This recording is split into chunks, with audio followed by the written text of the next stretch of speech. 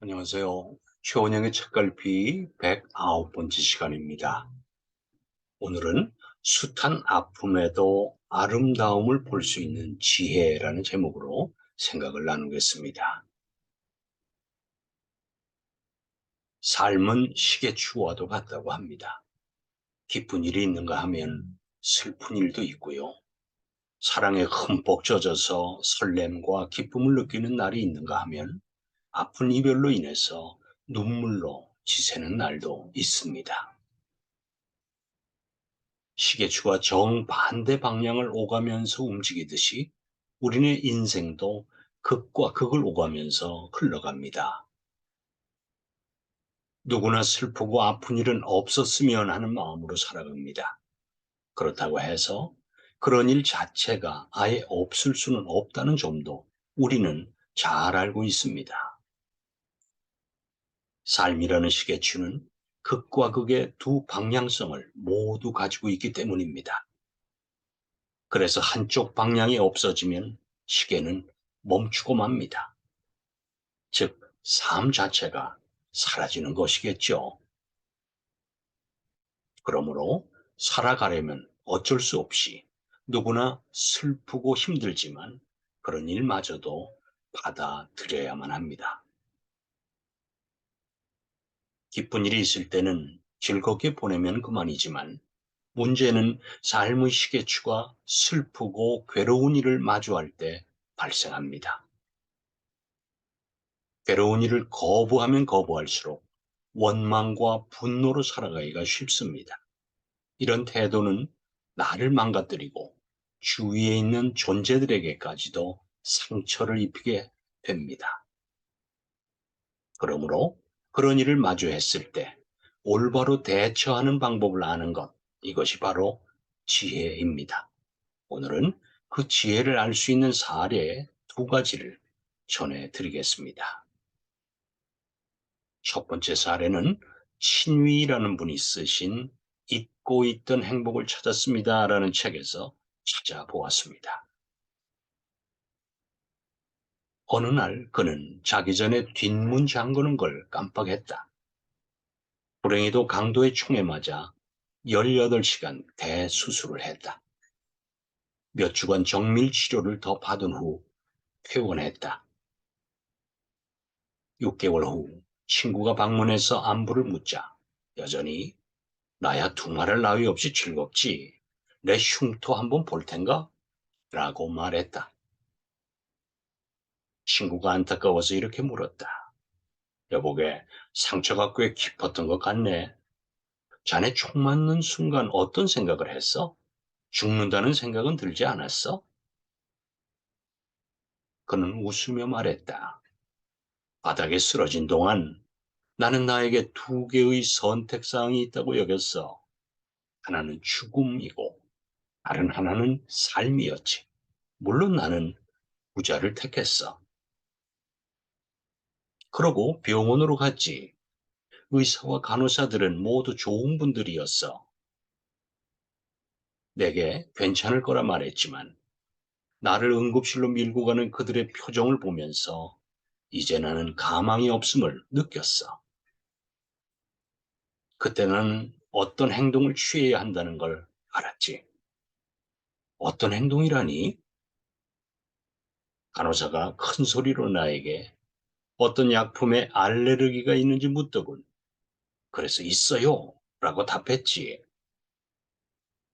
모든 간호사와 의사가 하던 일을 멈추고 다음 말을 기다리더군.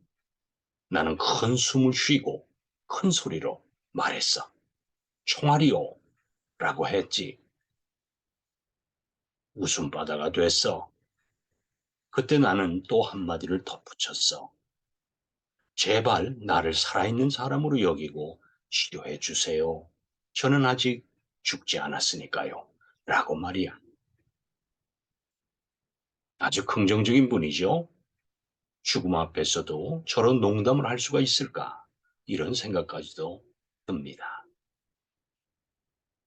저런 환자를 대하는 의료진 역시도 밝은 기분으로 치료할 수 있었을 겁니다. 이처럼 한 사람의 긍정적인 태도는 그 사람뿐만 아니라 주위 사람들에게도 유쾌함을 줍니다. 그러니 어떤 환경에 우리가 처하더라도 웃음을 잃지 않는 우리 모두가 되시기를 바랍니다. 두 번째 사례는요, 수수라는 분이 쓰신 인생을 바르게 보는 법, 놓아주는 법, 내려놓는 법이라는 책에 나오는 사례입니다. 한 소녀가 창턱에 엎드려 창밖을 내다본다. 밖에는 아끼던 강아지 장례식이 열리는 중이었다.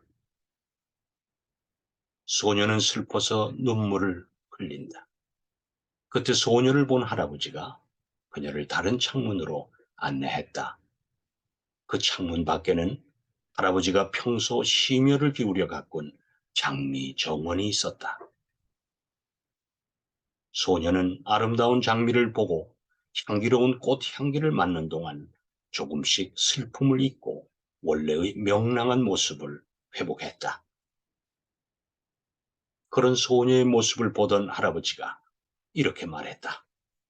얘야, 너는 아까 잘못된 창문을 열었던 거란다. 저자는 이 글을 전하면서 다음과 같은 말을 덧붙였습니다.